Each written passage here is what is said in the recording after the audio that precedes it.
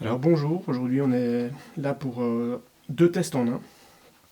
En fait, j'ai testé déjà une partie sur le papier Baohong, qui est un papier chinois que je ne connaissais pas du tout. J'en avais déjà entendu parler, mais sans plus. Donc ça, j'ai commencé déjà hier à faire quelques petits tests. Et le deuxième test, en fait, c'est sur les couleurs My Merry Blue. J'ai essayé une série de bleutés avec des nuances plutôt vertes. Et puis j'ai essayé toute une partie aussi avec la peinture bloc, qui est en fait une marque belge que je ne connaissais pas non plus. Je n'ai jamais utilisé. Et en fait, cette série de tests donne suite à une série d'observations que j'ai eues pendant mes peintures personnelles. Car j'ai une palette qui est essentiellement Winsor et Newton, que j'aime beaucoup. Le souci, c'est que quand j'ai voulu faire des peintures un peu plus vives que d'habitude, par rapport à des sujets vraiment très précis, aussi bien au niveau des sujets que du rendu, bah, je me suis rendu compte très vite que tout ce qui était couleur orangée, rouge, avait tendance à ternir au séchage. Et ça, c'était très désagréable parce que sur le moment même, quand je peignais dans l'humide, c'était vraiment magnifique. Il y avait vraiment un côté magique dans la réflexion des coques de bateau, par exemple, dans l'eau, etc.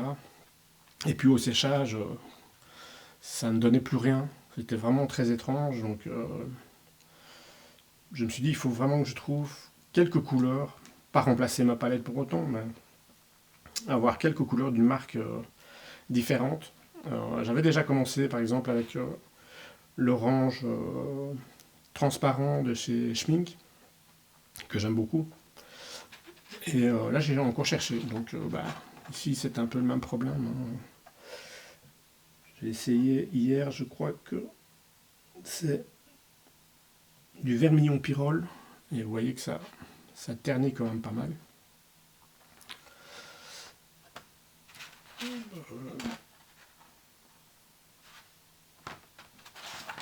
Et en même temps, je teste le papier, je regarde un petit peu son comportement, comment il réagit par rapport à des couleurs plus granuleuses, par exemple. Ici, je teste vraiment la valeur la plus foncée que je puisse obtenir avec la couleur que j'ai choisie. Et je l'étire de plus en plus avec de l'eau pour arriver aux valeurs les plus claires que je puisse obtenir. Donc je regarde un petit peu les limites par rapport à la pigmentation. Et puis, bon, c'est toujours un peu difficile, hein, je vais pas... Et là, je commence déjà des mélanges.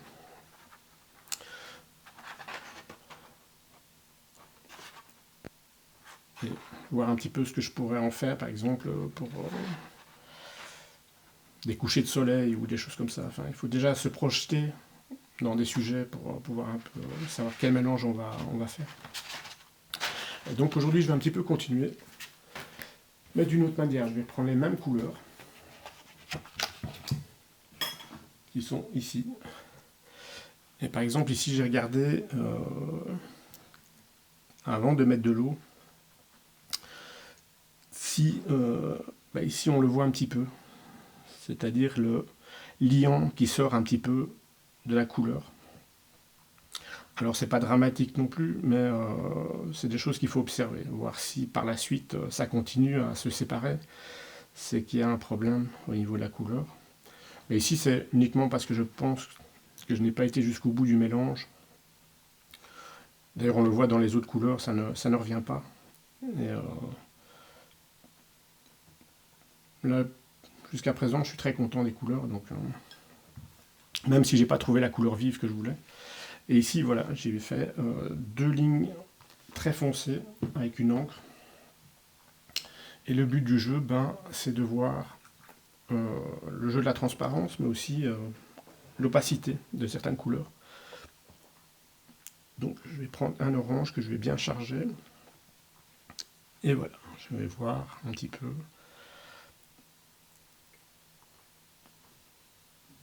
Diluer pour voir si que ça va donner.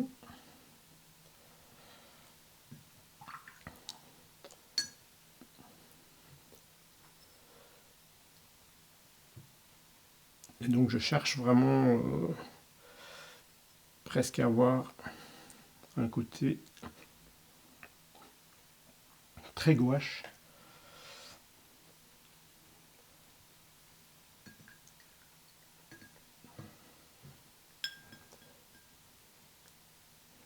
Là je suis vraiment dans le côté pâteux au départ. Voilà.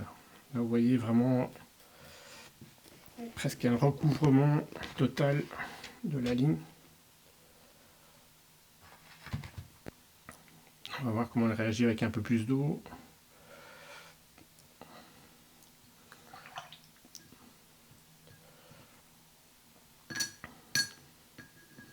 Donc on a toujours des indications quand même sur les tubes, sur l'opacité ou la transparence des couleurs. Mais je préfère quand même toujours vérifier par moi-même parce que souvent on a quand même des surprises. On imagine toujours qu'une peinture transparente ne peut pas être recouvrante et pourtant, vous voyez, ça recouvre quand même pas mal. Hein. On verra au séchage, mais bon.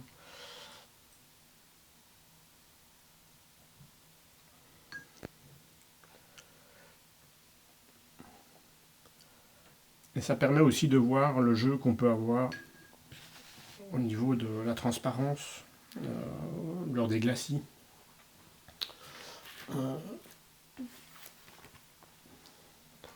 Là, j'en ai fait une deuxième.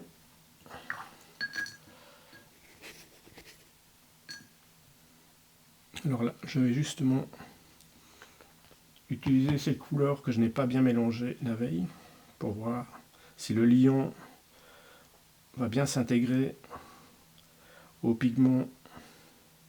Là, on voit visiblement qu'il n'y a aucun problème.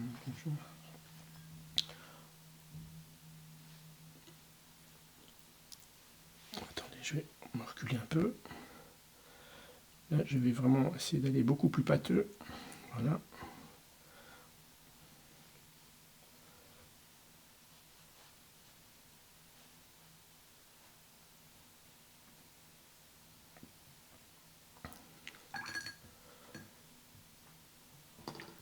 Ça permet quand même d'avoir pas mal d'informations sur les couleurs qu'on utilise.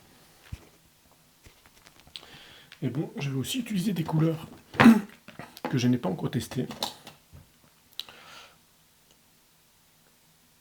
Par exemple, ça c'est le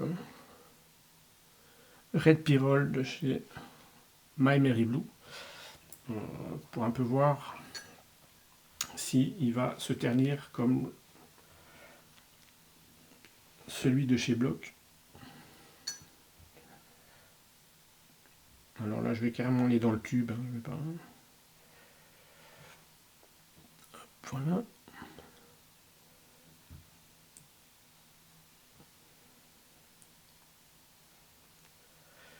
Et là, par exemple, je vois qu'il est beaucoup plus transparent au départ que celui de chez Block. Il y a déjà un peu plus de difficulté à repasser la ligne. Mais on verra si, s'il devient terne ou si la couleur vive reste davantage.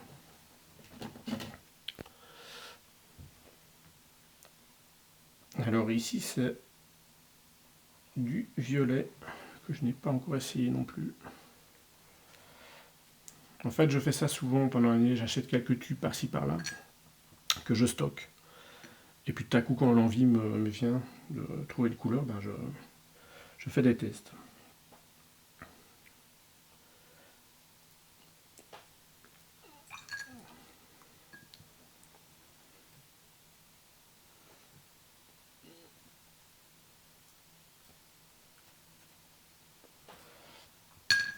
Voilà, donc vous voyez ici, on aperçoit toujours la ligne, donc c'est quand même une couleur relativement transparente. Ici, un peu plus d'opacité vers le pyrrole. En fait, c'est toutes des informations qu'il faut garder quand on fait beaucoup de production. Ça permet de ne pas perdre de temps et de savoir directement les couleurs qu'on peut utiliser. Par exemple, ici, sur le pictogramme, on le voit ici, hein. C'est une couleur 100% transparente. Et pourtant, quand vous regardez ici, quand elle est utilisée vraiment pure, elle repasse quasiment la ligne, hein, là. Donc ça, c'est des infos qu'on doit emmagasiner. Si on veut donner un peu plus de puissance dans ces valeurs, attaquer avec des valeurs foncées, moyennes foncées, et ne pas commencer à faire des tripotages avec des couleurs opaques.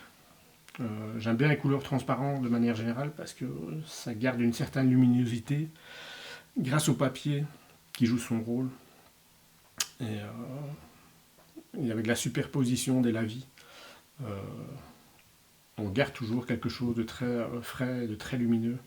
On ne tue pas complètement sa peinture en faisant quelque chose de très opaque, qui pourrait se comparer à une gouache, et c'est pas très beau rendu, et c'est pas très agréable non plus visuellement. Donc ben voilà, je vais continuer à faire mes tests et je vous expliquerai la suite du programme, parce que je vais faire d'autres tests sur les mélanges, etc. Mais là, comme vous voyez, le liant fonctionne plutôt bien. Ce qu'on n'a pas parfois dans certaines couleurs qui, à mon avis, sont des fausses, surtout quand on achète sur Internet. J'ai remarqué que certaines couleurs qui viennent de marques entre guillemets connues ne réagissent pas du tout, comme les tubes qu'on achète en magasin. Donc ça, c'est une question qu'il faudra poser peut-être à certains fournisseurs. Est-ce qu'il existe par exemple des fausses Winsor et Newton? Est-ce qu'il existe parfois d'autres marques qui ont été plagiées? Parce que il y a quand même des grosses différences. Et, malheureusement, quand on n'a pas toujours le temps d'aller chercher son matériel au magasin, on passe parfois par des sites qu'on ne connaît pas réellement, et on a parfois de très mauvaises surprises. Donc voilà, je partage un petit peu mon expérience.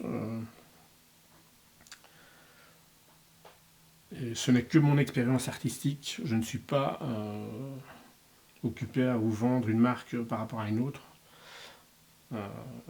J'ai aucun intérêt là-dedans. Donc je vous remercie de m'avoir suivi et à une prochaine.